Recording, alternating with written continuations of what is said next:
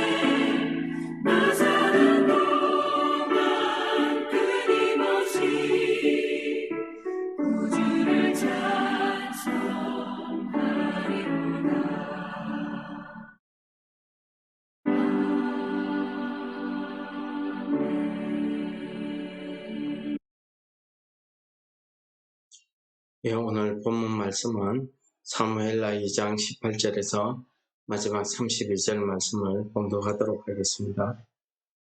그곳에 스루야의 세 아들 요압과 아비새와 아사헬이 있었는데 아사헬의 발은 들노루같이 빠르더라. 아사헬이 아브넬을 쫓아 달려가되 좌우로 치우치지 않고 아브넬의 뒤를 쫓으니 아브넬이 뒤를 돌아보며 이르되 아사헬아 너냐 대답하되 나로라. 아브넬이 그에게 이르되 너는 왼쪽으로나 오른쪽으로나 가서 청년 하나를 붙잡아 그의 군복을 빼앗으라 하되 아사헬이 그렇게 하기를 원하지 아니하고 그의 뒤를 쫓으매 아브넬이 다시 아사헬에게 이르되 너는 나 쫓기를 그치라. 내가 너를 쳐서 땅에 엎드러지게 할 까닭이 무엇이냐. 그렇게 하면 내가 어떻게 내 형 요압을 대면하겠느냐 하되 그가 물러가기를 거절하며 아브넬이 창 뒤 끝으로 그의 배를 찌르니 창이 그의 등을 꿰뚫고 나간지라. 곧 그곳에 엎드려져 죽음에 아사헬이 엎드려져 죽은 곳에 이르는 자마다 머물러 섰더라. 요압과 아비새가 아브넬의 뒤를 쫓아 기브온 거친 땅의 길가 기아 맞은 쪽 암만 산에 이를 때에 해가 졌고 베냐민 족속은 함께 모여 아브넬을 따라 한 무리를 이루고 작은 산 꼭대기에 섰더라. 아브넬이 요압에게 외쳐 이르되 칼이 영원히 사람을 상하겠느냐. 마침내 참혹한 일이 생길 줄을 알지 못하였느냐. 내가 언제 무리에게 그의 형제 쫓기를 그치라 명령하겠느냐. 요압이 이르되 하나님이 살아계심을 두고 맹세하노니 내가 말하지 아니하였더라면 무리가 아침에 각각 다 돌아갔을 것이요 그의 형제를 쫓지 아니하였으리라 하고 요압이 나팔을 불매 온 무리가 머물러 서고 다시는 이스라엘을 쫓아가지 아니하고 다시는 싸우지도 아니하니라.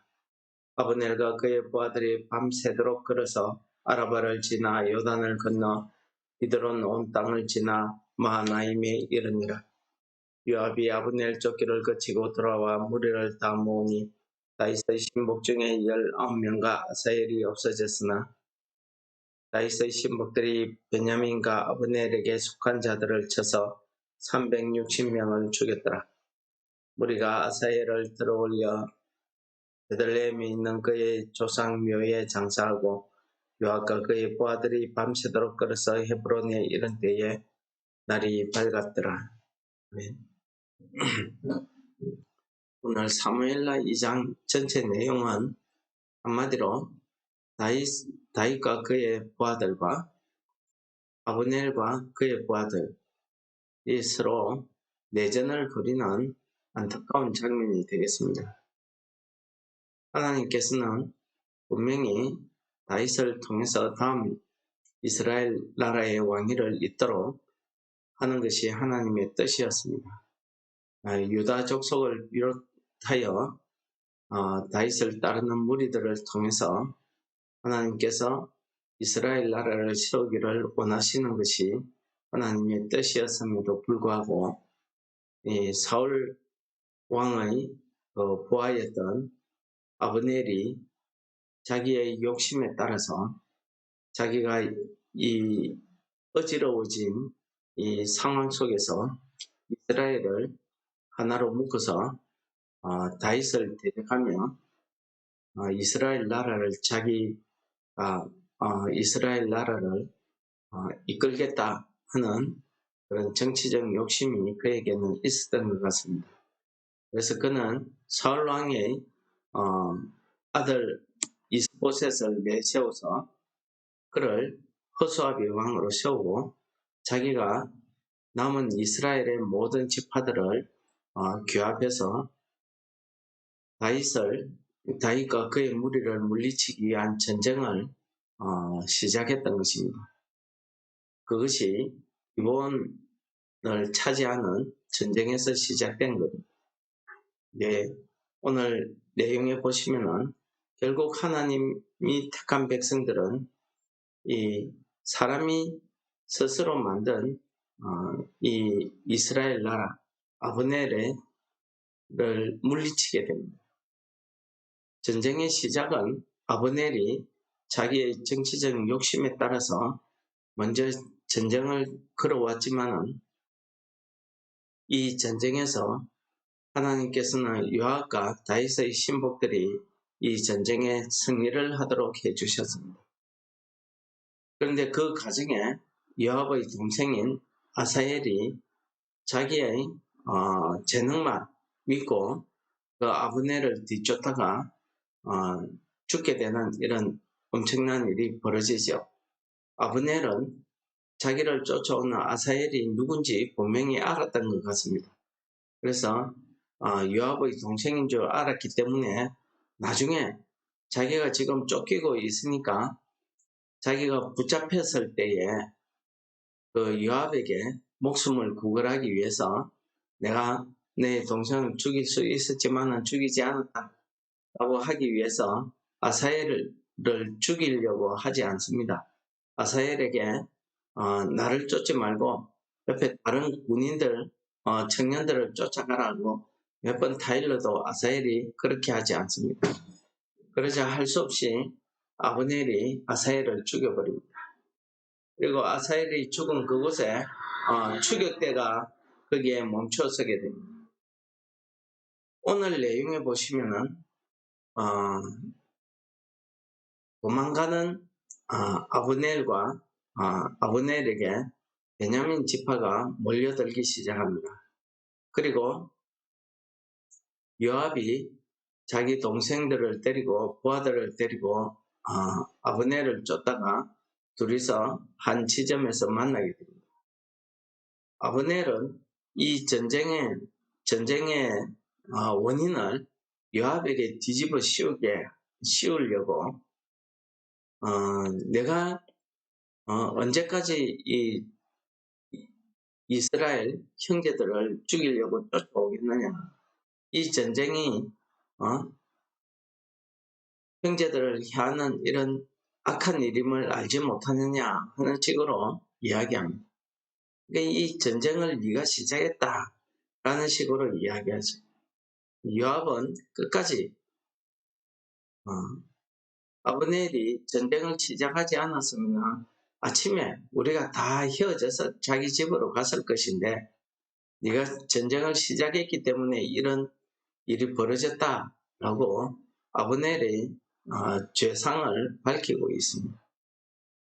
전쟁의 원인이 어찌되었든 간에 오늘 말씀을 통해서 보시면은 전쟁의 결과는 다윗과 그의 신복들이 아브넬의 부하들을 360명이나 죽여버립니다. 동족 산장의 비극이 일어난 거지. 이스라엘이 분명히 알았습니다. 사울 왕 다음에 다윗이 이스라엘의 왕이 될 줄 알았습니다. 그런데 유다 지파를 제외하고 나머지 지파들의 사람들이 하나님의 뜻을 따르지 아니하고 아브넬을 따라갔기 때문에 숫자적으로 보면은 아브넬이 이스라엘을 통일할 수 있는 그런 힘을 가지고 있는 것 같지만은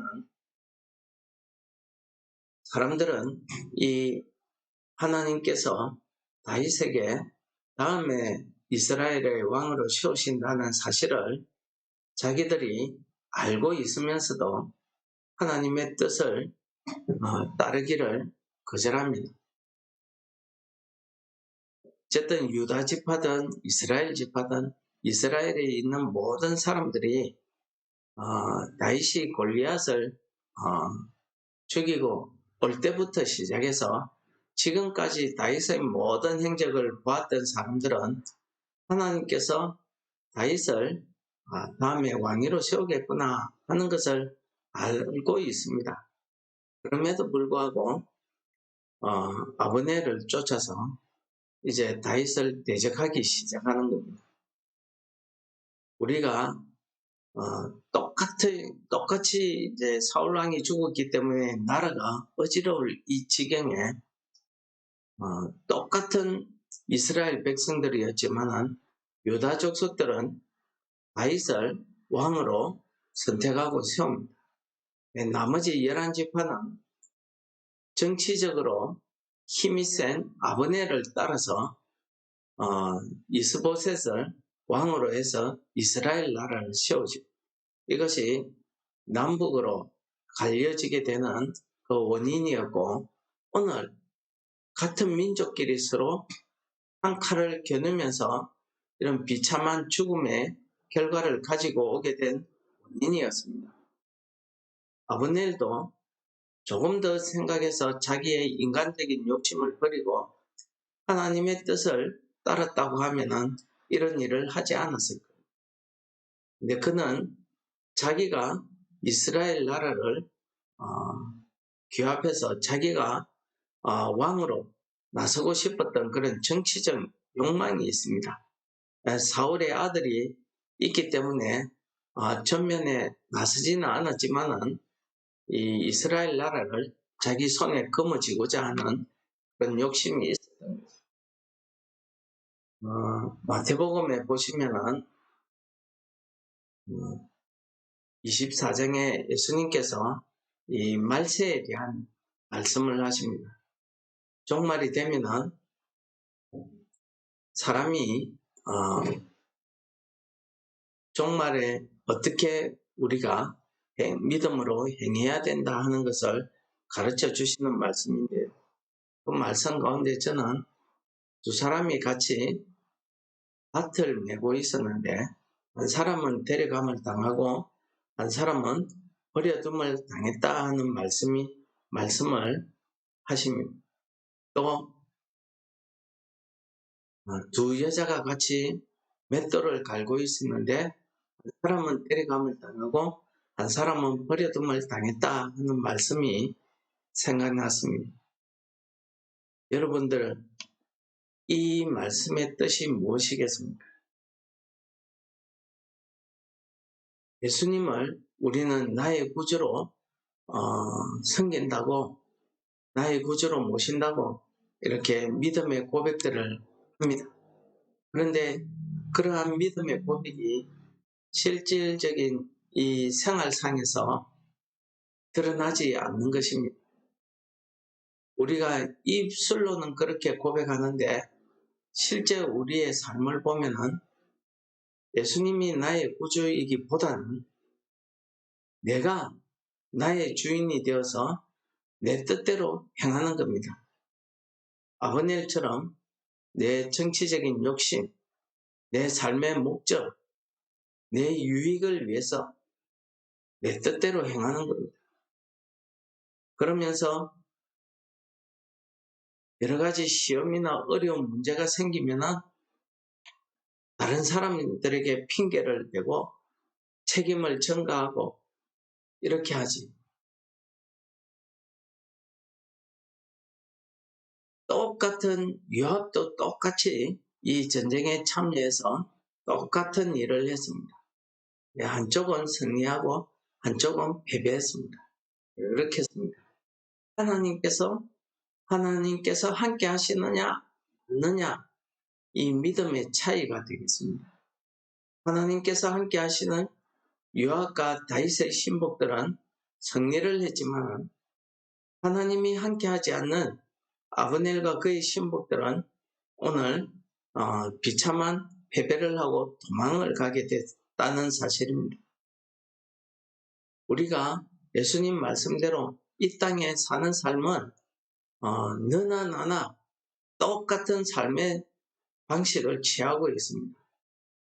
똑같이 살아갑니다. 그런데 왜 저 사람은 구원받지 못하고 왜 이 사람은 구원을 받고 하겠습니까? 데려감을 당한다는 것이 구원받는다는 소리 아니겠습니까? 오늘 본문 말씀으로 따진다면 그 전쟁에서 승리한다는 이야기 아니겠습니까? 예수님께서는 누가복음에서 이렇게 이야기하십니다. 나와 함께하지 아니하는 자는 나를 반대하는 자요, 나와 함께 모으지 아니하는 자는 해치는 자라고 말하고 있습니다. 그렇습니다. 모든 오늘 말씀의 중심은 여기에 있습니다. 우리가 하나님과 함께 하느냐, 내가 말로만 믿음 고백을 하면서 내가 하나님 뜻대로 삽니다, 내가 하나님 뜻대로 행합니다, 이렇게 말로만 하는 것이 아니라 실제 우리의 삶, 실제 우리의 행동, 우리의 말, 내 생각, 내 깊은 속 마음까지도 정말 하나님의 뜻에 따라서 하나님과 함께 하느냐 안 하느냐, 이 차이가 오늘 승리하느냐 패배하느냐의 차이로 나타난 것처럼 하나님과 함께하는 자가 함께하지 않는 자는 하나님을 반대하는 자라고 했습니다. 하나님과 함께 나와 함께 모으지 않는 자는 해치는 자. 그래서 어떤 사람은 똑같은 일을 함에 있어서도 어떤 사람은 데려감을 당하고 어떤 사람은 버려둠을 당하는 결과를 가져오는 것 아니겠습니까? 우리는 오늘 말씀을 통해서 내가 이 땅에 살아가면서 이 세상 사람들처럼 똑같이 살아가지만 항상 내 속 마음은, 내 믿음은 하나님과 함께함을 우리가 잊지 말아야 될 것입니다. 내가 하나님과 함께 한다는 것은 내 생각, 내 감정대로 일을 처리하지 않는 것입니다. 하나님의 뜻에 맞는가? 늘 기도하면서 하나님의 말씀을 묵상하는 것입니다. 하나님의 뜻에 맞지 않다고 하면 내게 유익이 된다 할지라도 우리는 해서는 되지 않는 것입니다.